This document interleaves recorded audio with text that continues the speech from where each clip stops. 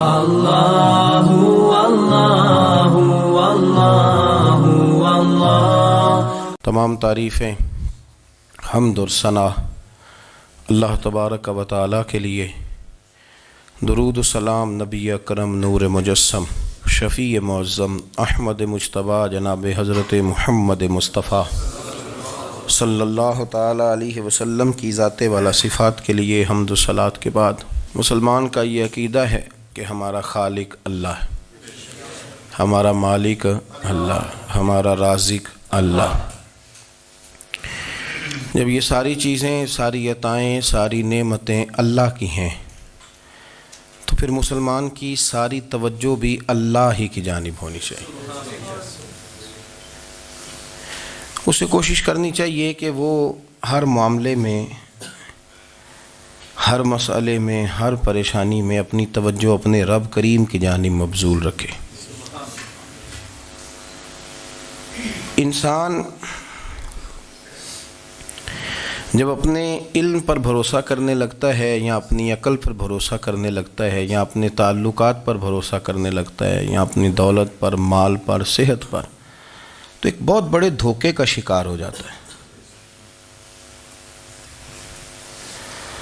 اور انسان جب انسانوں پر بھروسہ کرنے لگتا ہے تو پھر اللہ تعالیٰ اسے بعض اوقات انسانوں کے سپرد کر دیتا ہے، انسانوں کے سپرد۔ اور بہت سارے ایسے لوگ بھی ہوتے ہیں جو رب کریم کو بھولتے ہیں اور وہ اپنی ساری توجہ انسانوں کی طرف، دنیا کی طرف، دنیا داروں کی طرف کر لیتے ہیں، تو اللہ تعالیٰ فرماتا ہے پھر میں انہیں یہ سزا دیتا ہوں کہ وہ مجھے بھولنے نکلے تھے تو میں نے انہیں ان کا اپنا آپ بھی بھلا دیا، اپنا آپ بھی۔ سورہ حشر کو دیکھیے گا، فرمایا وَلَا تَكُونُوا كَالَّذِينَ نَسُوا اللَّهَ فَأَنسَاهُمْ أَنفُسَهُمْ۔ ان لوگوں کی طرح نہ ہو جانا جنہوں نے اللہ کو بھلا دیا تو اللہ نے پھر انہیں ان کا اپنا آپ بھی بھلا دیا، انہیں اپنی بھی ہوش نہیں رہی۔ وہ ایسے مسائل میں گھر گئے، وہ ایسی آزمائشوں میں الجھ گئے، وہ ایسی دنیا داری کے اندر الجھے کہ انہیں اپنا بھی پتہ نہ چلا۔ اب تو ڈھونڈتا پھرتا ہوں اے اقبال اپنے ہی آپ کو، اب تو ڈھونڈتا پھرتا ہوں اے اقبال اپنے آپ کو، آپ ہی گویا مسافر، آپ ہی منزل ہوں میں۔ جب انسان خدا فراموش ہوتا ہے تو خود فراموش ہو جاتا ہے۔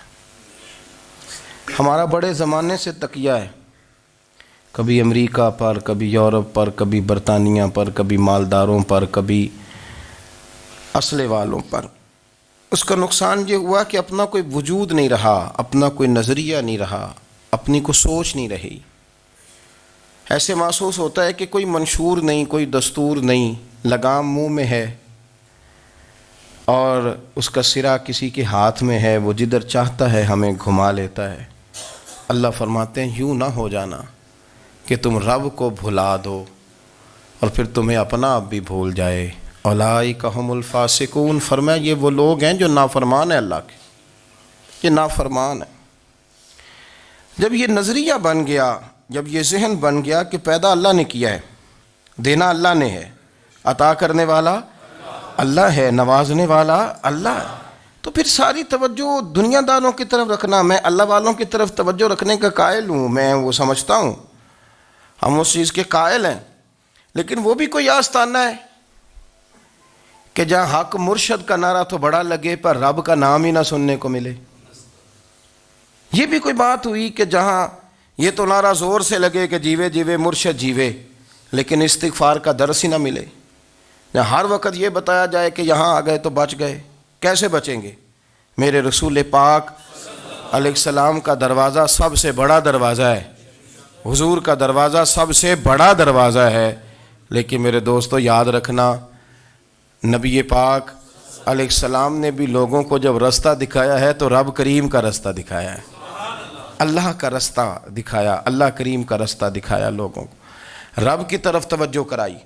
میرے رسول کریم سید عالم صلی اللہ تعالیٰ علیہ وسلم نے لوگوں کی اللہ کی جانب توجہ کرائی اور لوگوں سے یہ کہا کہ وہ اپنے رب کریم کی جانب اپنا ذہن رکھیں، اپنی توجہ اپنے اللہ کی جانب مبذول کریں۔ میری بات کو اچھے طریقے سے سمجھیے گا، علم اللہ تبارک و تعالیٰ عطا کرتا ہے، تو اسے اللہ کی عطا ہی سمجھنا چاہیے۔ کچھ لوگوں کے پاس علم ہوتا ہے پر علم نافع نہیں ہوتا، وہ ٹامک ٹونیاں مارتے رہتے ہیں ساری زندگی۔ علم کو اللہ کی عطا سمجھیں، اپنی عقل پر، اپنے شعور پر زیادہ بھروسہ نہ سمجھیں، نظر اللہ پہ رکھیں۔ حضرت مولا علی شیر خدا کرم اللہ تعالی وجہہ الکریم سے کسی نے پوچھا تھا بڑا عالم کون ہوتا ہے؟ ہمارے ہاں تو اب وہ والے عالم پائے جاتے ہیں نا، اللہ ماشاءاللہ، جو ممبر پہ بیٹھتے ہیں تو دعوے ہی دعوے ہیں، ممبر پہ بیٹھتے ہیں تو دعوے ہی دعوے ہیں، اس طرح کے عالم ہمارے ہاں پائے جاتے ہیں۔ وہ ہر بات میں دعویٰ کرتے ہیں، میں یہ کر دوں گا، میں وہ کر دوں گا۔ یہ مزاج علماء کا نہیں۔ حضرت علی المرتضیٰ سے کسی نے پوچھا بڑا عالم کون ہوتا ہے؟ فرمایا بڑا عالم وہ ہوتا ہے کہ جسے مسئلے کا پتہ نہ ہو تو وہ کہہ دے مجھے نہیں پتہ، میں پتہ کر کے بتاؤں گا، غلط بات بیان نہ کرے۔ امام مالک سے کسی نے کوئی مسئلہ پوچھا تو آپ فرمانے لگے مجھے اس سوال کا جواب نہیں آتا، ہمارے بزرگ سمجھاتے کیا ہیں؟ وہ کہنے لگا آپ اتنے بڑے امام ہیں تو اس سوال کا جواب نہیں آتا۔ آپ فرمانے لگے اگر مجھے ہر سوال کا جواب آتا پھر تو میں خدا ہوتا، مجھے ہر سوال کا جواب نہیں آتا، مجھے تو اتنا آتا ہے جتنا میرے رب نے مجھے عطا کر دیا ہے۔ اپنی نظر اللہ پہ رکھیں، نکل آئیں اس معمے سے باہر کہ میں کوئی بلا ہوں، مجھے بڑا پتہ ہے، میرے پاس 6 ڈگریاں ہیں، مجھے 10 جگہ پہ تدریس کا شغف حاصل ہے، اس سے نکلیں باہر۔ قرآن مجید دیکھیے گا، اللہ تعالیٰ نے ارادہ قدرت فرمایا کہ میں حضرت آدم کو بناؤں گا، پھر بنانے کے بعد فرمایا فرشتوں سجدہ کرو آدم کو، سب نے سجدہ کیا الا ابلیس ابا واستکبر وکان من الکافرین، سب نے سجدہ کیا سوائے ابلیس کے، اس نے انکار بھی کیا، تکبر بھی کیا اور کافروں میں سے ہو گیا۔ تو یہ جب اللہ تعالیٰ نے سجدہ کرایا تو کیسے کرایا؟ اللہ تبارک و تعالیٰ نے نا حضرت آدم کو علم سکھایا خود، وعلم آدم الاسماء کلہا، خود اللہ فرماتے ہیں کہ میں نے جناب آدم علیہ السلام کو تمام اشیاء کے نام سکھائے، سب اشیاء کے نام سکھائے۔ تو وہ چیزیں پھر میں نے نا، اللہ فرماتے ہیں میں نے فرشتوں پہ پیش کی، میں نے کہا کہ بتاؤ ان کے نام کیا ہے، تو فرشتوں نے جو جواب دیا ہے وہ سمجھنے والا ہے۔ اللہ نے چونکہ خود علم سکھایا تھا حضرت آدم کو، جناب آدم سکھایا تھا، لیکن فرشتوں کو نہیں سکھایا تھا۔ تو اللہ کریم نے فرمایا فرشتوں اب یہ بتاؤ ان چیزوں کے نام کیا ہیں؟ تو فرشتے کیا کہتے ہیں؟ فرشتے عرض کرتے ہیں قالوا سبحانک لا علم لنا۔ آپ کبھی یقین کریں اس چیز کی لذت لیں تو مزہ آ جائے۔ کہا قالوا سبحانک، کہنے لگے تو پاک ہے، قالوا سبحانک، کہنے لگے تو، بھئی آدم علیہ السلام کو نام سکھا لیے، پھر فرشتوں کے سامنے وہ چیزیں پیش کر کے کہا ان چیزوں کے نام بتاؤ، تو فرشتے کیا کہتے ہیں؟ کہتے ہیں قالوا سبحانک، تو پاک ہے، لا علم لنا، ہمارے پاس کوئی علم نہیں، الا ما علمتنا، ہمیں تو اتنا پتہ ہے جتنا تو نے ہمیں سکھا دیا ہے، ہمیں تو اتنا پتہ ہے جتنا تو نے ہمیں، لا علم لنا، ہمارے پاس کوئی علم نہیں ہے، اتنا ہی پتہ ہے جتنا تو نے ہمیں سکھا دیا ہے، اس سے زیادہ ہمارے پاس علم۔ اور یہ کیوں تو نے ہمیں جتنا سکھایا اتنا پتہ ہے؟ فرشتے یہ نہیں کہتے یا اللہ تو زیادہ سکھا، آدم کو دیا تو ہمیں بھی دے، یہ نہیں فرمایا، فرمایا انکا انت العلیم الحکیم، اے اللہ تو علم والا بھی ہے اور حکمت والا بھی ہے، تجھے پتہ ہے کس کو کتنا دینا ہے، جتنا تو نے مناسب سمجھا جناب آدم کو دیا، اور جتنا تو نے بہتر سمجھا وہ تو نے ہمیں عطا فرمایا۔ تو اگر آپ کے پاس علم ہے، کہیں نالج ہے، تو اس کو اللہ کی عطا سمجھیں۔ ہمارے ہاں بہت سارے لوگ بن کے بیٹھ جاتے ہیں، میں اکثر کہتا ہوں کہ پھر وہ دعوے کرتے ہیں میرے علاقے والے جاہل ہیں، میرے شہر والے جاہل ہیں، میرے خاندان والے پڑھے نہیں۔ یہ آپ کا دعویٰ ہے، یہ آپ کو خراب کر دے گا۔ ہم نے بہت سارے ایسے لوگ دیکھے جو بہت بڑے عالم تھے، لیکن اللہ جب لینے پہ آیا تو عقل ہی لے گیا، شعور ہی چلا گیا، حافظے ختم ہو گئے۔ آپ دیکھتے ہیں بڑھاپے میں کچھ لوگ ایسے ہوتے ہیں کہ جن کو یہ بھی یاد نہیں رہتا کہ میرا نام کیا ہے، میں کہاں ہوں، مجھے کدھر جانا ہے۔ تو اس وقت سے اللہ کی پناہ مانگیں اور اپنی نظر اپنے رب کریم کی جانب رکھیں، اللہ کی جانب اپنی نظر کو مبذول رکھیں۔ دوسری بات، علم کے بعد ایک چیز آتی ہے جس کا نام ہے ہدایت، جس کا نام ہے تقویٰ، جس کا نام ہے پرہیزگاری، جس کا نام ہے عمل، عبادت، ریاضت، یہ بھی اسی وقت ہی نصیب ہوتی ہے جب میرا رب کریم نصیب فرما دیتا ہے۔ ہم نے نا نیکی کا اپنا اپنا سٹیٹس بنا لیا ہے، اپنا اپنا معیار بنا لیا ہے۔ کچھ لوگ کہتے ہیں کہ جناب مسجد میں سیمٹ کا توڑا دینے سے بہتر ہے کسی غریب کو آٹے کا تھیلا دے دو۔ اب اس نے اپنا مزاج بنا لیا نا نیکی کا، اس نے اپنا سٹیٹس بنا لیا ہے۔ میرا یہ سوال ہے کہ نبی پاک صلی اللہ تعالیٰ علیہ وسلم جب مدینہ شریف آئے تھے تو حضور نے سب سے پہلے غریبوں میں آٹا تقسیم کیا تھا کہ سب سے پہلے مسجد بنائی تھی؟ کیا عجیب لوگوں کا رنگ ہے، اپنی مرضی کی ہدایت، اپنی مرضی کا تقوی، اپنی مرضی کا معیار۔ مسجد کوئی بڑا چھوٹا خطیب بھی میری طرح کا ہو نا تو وہ مسجد میں بیٹھ کے جب نبی پاک کی بات کرتا ہے تو کہتا ہے میرے رسول پاک غریبوں کا سہارا بن کے آئے۔ وہ غریبوں کی بات کرتا ہے، مسکینوں کی، لاچاروں کی، کمزوروں کی بات۔ تو مسجد ہی تو وہ ادارہ ہے جہاں سے غریبوں کی بات ہو رہی۔ تو اب لوگوں نے غریب کو اور مسجد کو لڑانا شروع کر دیا، اس کو لڑاؤ کہ مسجد میں پیسے دینے سے بہتر ہے آپ غریب کو آٹے کا تھیلا دے دیں۔ آپ یہ کیوں نہیں کہتے کہ مسجد میں بھی آپ توڑا دیں ایک سیمٹ کا اور ساتھ غریب کو بھی خدمت کریں؟ یہ کیوں نہیں تقویٰ؟ اپنی اپنی مرضی کا مزاج، اپنی اپنی۔ کچھ لوگ کہتے ہیں چھوڑو جی، ساری زندگی انسان نماز پڑھتا رہے اور پھر گالیاں بھی دیتا رہے، بندہ داڑھی بھی رکھ لے اور جھوٹ بولنا بھی نہ چھوڑے۔ تو یہ آپ نے اپنے پاس سے تقوی کا معیار بنایا ہے۔ گالی دینے کا گناہ ہے اور داڑھی رکھنے کا ثواب ہے۔ تو اگر آپ داڑھی رکھے ہوئے ہیں اور آپ کوئی غلطی کر رہے ہیں تو اس سے آپ کی داڑھی کا ثواب ختم، اللہ کرے آپ کو سمجھ آئے میری بات کی۔ آپ کوئی غلطی کر رہے ہیں، داڑھی کا ثواب اس سے ختم، وہ اپنی جگہ پہ قائم ہے چیز۔ اپنی مرضی کا کیوں تقوی کا معیار بناتے ہیں؟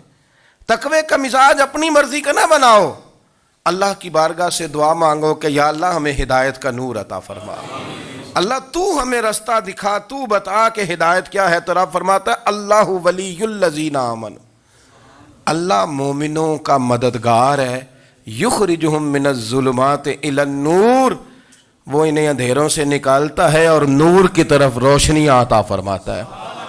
اندھیروں سے نور کی طرف اللہ لاتا ہے۔ اللہ ولی، اللہ مومنوں کا ولی ہے، وہ انہیں اندھیروں سے نور کی طرف نکالتا ہے۔ ہدایت ہمیشہ اللہ کی طرف سے سمجھے۔ جب وہ نماز کی توفیق دیتا ہے تو اپنے فضل سے دیتا ہے، جب وہ ذکر کی توفیق دیتا ہے تو اپنے فضل سے۔ ہم سمجھتے ہو جی فلانا نہیں پڑھ رہا بڑا بیوقوف ہے، فلانا نہیں پڑھ رہا، تو تم کیا اپنی عقل کے زور پہ پڑھ رہا ہے؟ میں جی اللہ کے فضل سے 2 سپارے پڑھتا ہوں، تو کس پہ احسان کرتے تو 2 سپارے پڑھ کے رویا کر، کہا اگر مالک تو بڑا کریم نہیں؟ بڑے لوگ ہیں جن کو پورا قرآن حفظ ہے پر انہیں پڑھنے کی توفیق نہیں، تو انہیں فضل کیا اور مجھے توفیق دے دی ہے پڑھنے کی۔ رویا کر، پڑھ کے رویا کر، راتی ساری کر کر زاری، او نیند اکھاں تھی توندے تے فجرے اوہی گناہگار کہاون سب تو نیوے ہوندے۔ مہربانی کریں، ڈریں، نیکی کریں تو پھر ڈریں، پھر احساس پیدا کریں، پھر اپنے اندر وہ کمزوری لائیں کہ توبہ توبہ مجھے تو پتہ ہی نہیں، تو جانتا ہی نہیں۔ حضرت سیدنا امام اعظم ابو حنیفہ رحمۃ اللہ تعالیٰ علیہ کے ساتھ ایک شخص کہتا میں نے نماز پڑھی، تو عشاء کی نماز تھی۔ یہ جو لوگ بڑے ہوتے ہیں نا، جن کے پیار کرنے والے بڑے ہوتے ہیں، ان کے گرد خوف بھی بڑا ہی ہوتا ہے، انہیں بڑا ڈر لگتا ہے، بڑی بعض اوقات آزمائش ہوتی ہے ان کی۔ عشاء کی نماز کہتے پڑھی تو امام صاحب نے نا عشاء کی نماز میں تلاوت کی آیتیں فَمَن يَعْمَلْ مِثْقَالَ ذَرَّةٍ خَيْرًا يَرَهُ وَمَن يَعْمَلْ مِثْقَالَ ذَرَّةٍ شَرًّا يَرَهُ، فرمایا جو ذرہ برابر خیر کرے گا وہ بھی قیامت میں دیکھے گا، اور جو ذرہ برابر شر کرے گا وہ بھی قیامت میں اس شر کو دیکھے گا، اس کے سامنے آئے گا۔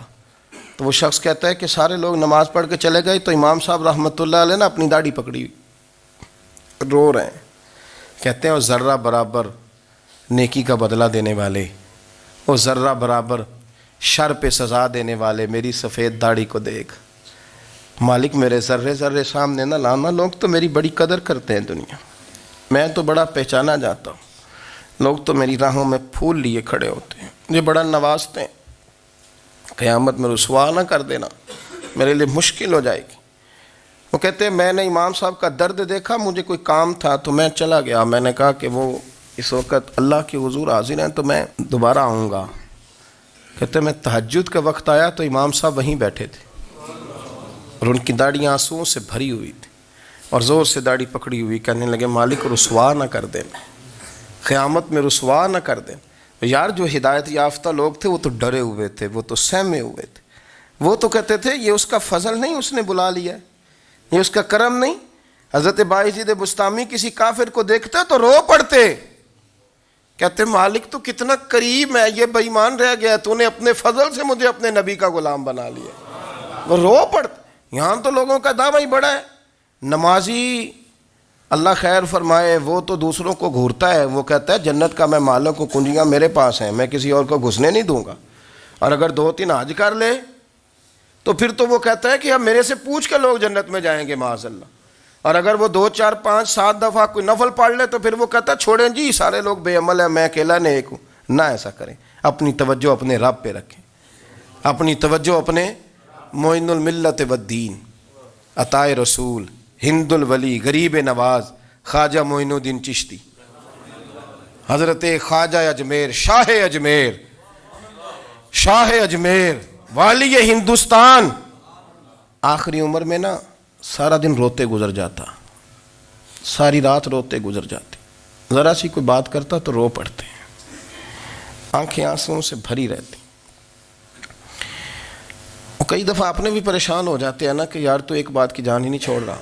تو خواجہ قطب الدین صاحب بختیار کاکی سے لوگوں نے کہا کہ آپ مرشد سے بات کریں, اتنا بھی تو نہیں نہ رونا چاہیے, ہر وقت اس کے آنسو کی کریے. عاشق دا کام ہی رونا تونا, تے بنا رویوں نہیں منظوری. یہ عاشق سدا ہی روندا رہندا ہے, پاویں وصل ہوئے تے پاویں دوری. ہر وقت رونے کا کیا مطلب ہے؟ تو خواجہ قطب صاحب کہتے ہیں میں قریب گیا تو میں نے پیر دبائے, میں نے کہا سونیا لوگ تو کچھ بھی نہیں کرتے, تو نے تو کمال کر دیا. 90 لاکھ آدمی مسلمان کر دیا, دنیا کچھ نہیں کرتی. تو نے 50 سال ساری رات مصلے پہ بیٹھ کے رب راضی کیا. تو شہزادہ تھا, حضور کی اولاد تھا, لیکن معین الدین تیرا ایک پلاٹ بھی نہیں. تو نے طالب علم پالے, انہیں غریبوں کو دیا, تو نے نوازا, کوئی شے نہیں تیرے پاس, ہر چیز تو نے. ساری رات روتے ہو, سارا دن روتے ہو. تو خواجہ قطب الدین صاحب کہتے ہیں میں نے جب عرض کیا تو خواجہ صاحب مجھے گلے لگا لیا, چیخ مار کے روئے. کہنے لگے قطب الدین پتر داڑھی سفید ہو گئی, جانے کا وقت آ گیا. جو تو نے نیکیاں گنوائی ہیں وہ ہیں صحیح میرے پاس, پر یار کی بارگاہ میں پیش کرنے کے قابل ایک بھی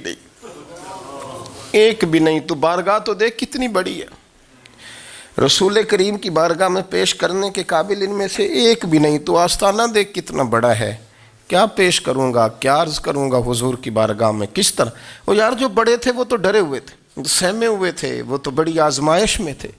لیکن میرا اور آپ کا رٹا 2 نمازیں پڑھ کے 6 نمازوں کا دعویٰ کرنا اور لمبی چوڑی کہانیاں بنانا اور اپنے منہ سے اپنی تعریفیں کرنا, اس سے تھوڑا باہر آئیں. رزق بھی میرا اللہ ہی دیتا ہے, علم بھی اللہ دیتا ہے, رزق بھی.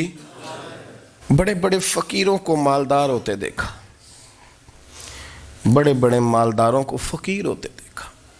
بڑے بڑے, میرا ایک بڑا سخی قسم کا سجن ہے, بڑا پیارا ہے, میں اسے سخی مانتا ہوں. میں نے اپنی پریشانیوں کے دنوں میں بھی اس شخص کو سخی دیکھا. ایک دن رات کو مجھے ٹیلی فون کر کے کہنے لگا کدھر ہو؟ میں نے کہا میں گھر ہوں. نہیں اکثر سفر میں ہوتے ہو نا؟ اور میں نے کہا نہیں طبیعت کیسی ہے؟ ٹھیک ہے, بس حال چال پوچھنا تھا. میں نے سمجھائی, میں نے کہا یار یہ کوئی مسئلہ ہے, ورنہ رات کے 2 بجے کوئی حال پوچھنے کو فون تو نہیں نہ کرتا, کوئی مطلب ایسا تو مسئلہ نہیں نا. تو میں نے بیک کال کی, میں نے کہا یار میری بات سن, مسئلہ کیا؟ کہ نہیں کچھ نہیں دل کر رہا تھا. میں نے کہا میری گل سن, رہے ہیں اسی 4-5 سال کٹھے, میں تین جاننا, اصل بات کر. کہنے لگا مکان بھی بڑا ہے, سارا کچھ ٹھیک ہے, پر وہ بڑا ہی بے نیاز ہے. کچھ حالات اس قسم کے آ گئے ہیں کہ لوگوں کو بتاؤں بھی تو لوگ ماننے کو تیار نہیں. زیادہ نہیں, مجھے نا تھوڑے سے پیسوں کی ضرورت ہے, کوئی 15-20 ہزار اگر مل جائیں میری ضرورت. آپ یقین کریں میں روتا رہا ساری رات. میں نے کہا مہربانہ تیرا کس طرح کریں گے, اس سے لے کے زمانہ استعمال کرتا تھا. پر بے پرواہی ویکھ نہ سجڑ دی, جتھے کسے دی پیش نہ جاوے انہیں تاجاں والے در در رولے تے منگتیاں تخت بٹھاوے. سجنا کسے نو کارا مل دئی کوئی کعبے خالی آوے. واللہ خیر الرازقین.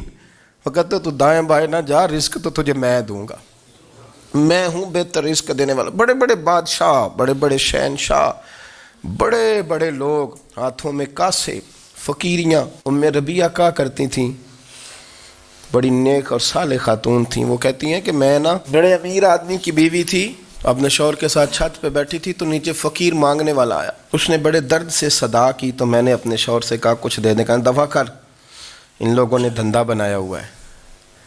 کہتی میں میکے سے بھی بڑا مال لے کے آئی تھی، میرے ماں باپ بڑے امیر تھے تو میں نے نا چوری اپنے خامہ سے نظر بچا کے باتھ روم جانے کے بہانے گئی اور نیچے جا کے 5 دینار میں نے اس فقیر کی ہتھیلی پہ رکھے. کہتے اس نے 5 دینار دیکھے، پھر میری طرف دیکھا تو میں نے اس کی آنکھوں میں آنسو چمکتے دیکھے. کہنے لگے بی بی رب تیرا بھلا کرے، میں 3 دنوں کا بھوکا ہوں. کہ وہ چلا گیا. میں گھر آ گئی، جب باہر آئی تو میرا شوہر کہنے لگا تو اتنی اب اتنی تو تیز ہو گئی ہے اور تو اتنی خود مختار ہو گئی ہے، میرے بغیر پوچھے مال خرچ کرے گی، جا تجھے 3 طلاقیں. کہتی میں بالدار اور وزادار باپ کی بیٹی تھی، طلاق لے کے گھر آئی تو میرا باپ ٹوٹ گیا، چارپائی پہ چلا گیا. اوہو یہ کیا بن گیا. کہتی بڑی تکلیف رہی. 1-2 سال کے بعد میرے ابا نے میری شادی کر دی. اب جس شوہر کے پاس گئی وہ بڑا نیک تھا، پرہیزگار تھا، اللہ نے بہترین صلہ دیا. کہتی چھت پہ بیٹھی تھی، دروازے پہ فقیر آیا تو میں نے شوہر سے کہا کچھ دے دوں. کہنے لگا 5 نہ دینا، 15 دینا، 20 دینا. میں فقیر ہوں، میں نے فقر سے دولت دیکھی ہے، اسے خالی نہ لوٹانا. کہتی ہے کہ میں نیچے گئی اور جب میں نے اس کی طرف دینار بڑھائے تو میری چیخ نکلی، پیسے پھینک کے میں بے ہوش ہو کے گری. میرا شوہر نے آ کے اٹھایا، اندر لے گیا، پانی منہ پہ چھڑکا. کہنے لگا تجھے کیا ہوا؟ کہنے لگی یہ جو مانگنے آیا یہ میرا پہلا شوہر تھا، وہی تھا جو کہتا تھا کہ تو 5 دینار دے آئیے، جا تجھے 3 طلاقیں. پڑھو نا حدیث پاک. میرے نبی پاک علیہ السلام نے فرمایا ایک بندہ گنجا تھا. گنجا کوئی ترتیب آگے پیچھے ہو جائے تو مفہوم کے لحاظ سے، لیکن میں مفہوم اس کا واضح کرتا ہوں. ایک گنجا تھا، کوئی شے نہیں تھی، سر پہ بال بھی نہیں تھے، رویا کرتا تھا. اللہ تعالیٰ نے فرشتے کو بھیجا، تجھے کیا چاہیے؟ تو کہنے لگا بال آ جائیں اور تھوڑا مال آ جائے. فرشتے نے ہاتھ پھیرا تو بال بھی آ گئے تو بکریاں بھی آ گئیں، لائنیں لگ گئیں، مال ہی مال ہو گئے. دوسرے کے پاس گیا، وہ کوڑا تھا. اس کو جا کے کہا کیا چاہیے؟ کہنے لگا شفا ہو جائے اور کچھ اللہ تعالیٰ آسانی کر دے. شفا بھی ہو گئی، گائیں بھی دے دی، بھینسیں بھی دے دی، مال ہی مال ہو گئے. پھر ایک کے پاس گیا، وہ اندھا تھا. تجھے کیا چاہیے؟ اس نے کہا آنکھیں مل جائیں اور کچھ ساتھ اللہ مال دے دے. اونٹ ہی اونٹ ہو گئے. جب بڑا نواز دیا تو پھر مالک نے امتحان لینے کا ارادہ کیا. یاری تیری سونا ہے پر آزمائشاں بھی تیریاں اگ. آزمائشاں تیریاں، صحیح کہہ رہا ہوں، آزمائشاں تیریاں، یاری تیری سونا ہے پر آزمائشاں تیریاں. یہ سونا پرکھیا جامدائی پہلو نال لگاں دے لگ. اللہ نے فرمایا آزمائش کرو. سب سے پہلے گنجے کے پاس آئے، اسے کہا اللہ کے رستے میں کچھ دیکھنے لگا، میرے خرچے ہی بڑے. دیکھو تو صحیح کتنی مشکل میں وقت گزارتا ہوں، حال ہی کوئی نہیں. تو اس نے کہا میں نے تو سنا ہے تو گنجا اور بھوکا ننگا تھا. کہنے لگا میں تو جدی پشتی رئیس اعظم ہوں، تجھے کس پاگل نے کہا ہے بھاگ جا؟ اس نے کہا اچھا جیسے تو تھا ویسے ہی ہو جائے. کھیت کھلیان اجڑ گئے، پھر سے گنجا ہو گیا. حضور علیہ السلام فرمانے لگے. پھر وہ اس کے پاس گیا جو کوڑا تھا، اسے کہا کچھ دے. کہنے لگا خرچے ہی بڑے. اب پوچھ لیں کسی امیر آدمی سے، کہے گا چکی کے نیچے ہاتھ ہے میرا، میرے سے زیادہ تو اب پریشان بندہ ہی کوئی نہیں. کیا بتاؤں آپ کو، اتنا ٹیکس ہے، اتنا جرمانہ ہے، فلانی شے، بڑا کچھ گنواتے ہیں لوگ. اس نے کہا میں نے تو سنا تو پہلے کوڑا تھا. اس نے کہا جا دوڑ جا، میں تو رئیس اعظم ہوں، دادا بھی پردادا بھی اور ساری نسل ہی. اس نے کہا اچھا جیسے تو تھا ویسے ہی ہو جائے. پھر وہ گیا اندھے کے پاس اور جا کے کہا اللہ کے نام پہ کچھ دے. تو کہنے لگا رب کے نام پہ؟ یہ کھڑے ہیں اونٹ، جتنے تیرے دل کرے لے دا. اس نے کہا کیا معنی اس بات کا؟ کہنے لگا یار تجھے کیا بتاؤں، میں تو اندھا تھا، میں نے تو کبھی دنیا دیکھی نہیں تھی. پھر اس کریم نے فضل کیا تو مجھے بڑا کچھ دکھایا. میں کیا بتاؤں, میرا دل کر رہا ہے کہہ دوں کہ پھر اس نے کعبہ دکھایا, پھر اس نے روضہ رسول دکھایا, پھر اس نے ریاض الجنہ کے سجدے دکھائے, پھر اس نے اپنے محبوب کے دروازے کی رونقیں دکھائیں. اس نے بڑا کچھ دیا, اس نے بڑا نوازا. میرے پاس تو شاید میں بدکار پرانا خادم, کسے در ملی نہ ٹوئی, اے واصف یار نے نظر جو کی تھی پھر واصف ہی ہوئی. یہ تو اس کا کرم ہوا. تو یہ وہ کہنے لگا تو اللہ کے نام پہ جان مانگ, میں وہ بھی دینے کو تیار. میرے پاس تو شے کوئی نہیں تھی, مجھے تو اپنا پتہ ہے, میں تو کوئی شے نہیں تھا, کچھ نہیں تھا میرے پاس. یہ تو ان کا کرم ہے کہ رخ ان کا ادھر ہے, اور مختصر سی میری کہانی ہے, یہ جو بھی ہے ان کی مہربانی ہے. تو وہ کہنے لگا میں بھی کچھ لینے نہیں آیا تھا, تیری آزمائش ہی کرنے آیا تھا. تیری عزتیں بھی سلامت رہیں گی, تیرا مال بھی سلامت رہے گا, تیری شفا بھی. اپنی زندگی میں کبھی بھی اللہ کی بارگاہ سے توجہ ادھر ادھر نہ کریں. چھوڑیں لوگ کیا کر رہے ہیں, دنیا کیا کہہ رہی, کبھی بھی اپنی توجہ دائیں. ہمارا یہ مسئلہ بن گیا کہ ہماری سیاست ہے, ہماری دنیا داری ہے, ہم بندوں کو راضی کرنا چاہتے ہیں.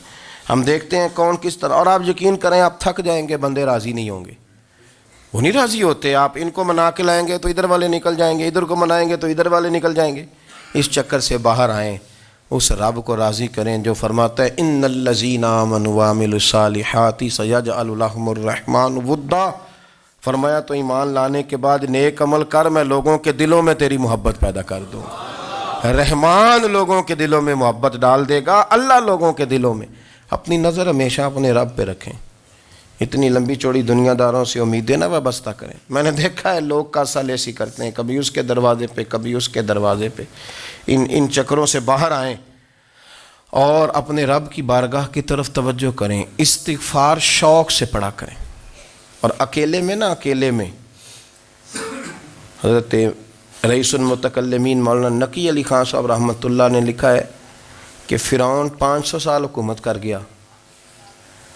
یہاں تو 5 سال کی حکومت کی پیر لڑکھڑاتے ہیں, 500 سال. فرماتے اصل وجہ یہ تھی کہ دنیا جب سو جاتی تھی نا تو اوپر چادر لے کے تو مصلے پہ بیٹھ جاتا تھا, اور ہاتھ باندھ کے کہتا تھا رب تو ہی ہے, میرا پردہ نہ کھولنا, مالک تو ہی ہے, کرم نوازی کرنا, میری پکڑ نہ کرنا. وہ بے ایمان ہو کے اگر 500 سال ہاتھ باندھے تو گزارا کر لیتا ہے, تو ایماندار ہے. پر مسئلہ یہ ہے کہ تو رات کو بکل مار کے ہاتھ نہیں نہ باندھتا, تو منت نہیں کرتا, تو استغفار نہیں کرتا. توبہ کریں تو بچے رہیں. وہ اتنی لمبی حکومت کر گیا چونکہ رات کو کہتا تھا مالک رب تو ہی ہے, لیکن مہربانی فرما, میری پکڑ نہ فرما, تو اللہ نے تو اس کو مہلت دے دی.